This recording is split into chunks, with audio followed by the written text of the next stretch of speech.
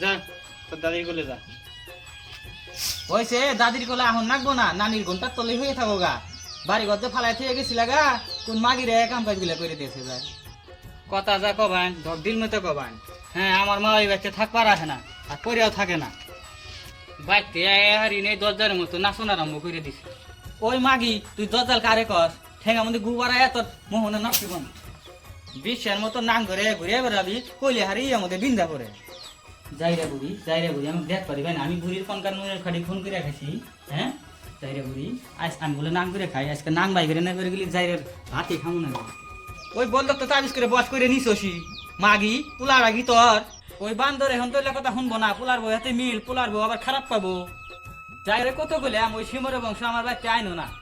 আমরা সিমর আন্নারা বালা, আন্নারা দুধে দোয়া তুলসির পাতা। যাই রে বান্দর তো হেনিলে কথা শুনবো না, তোমারও তো ফেসাল ভালো না বোকে। এই চুত মারা আমি সুধীর বউ, তুই বাচ্চা বাইরে তুই কথাটা পারিস।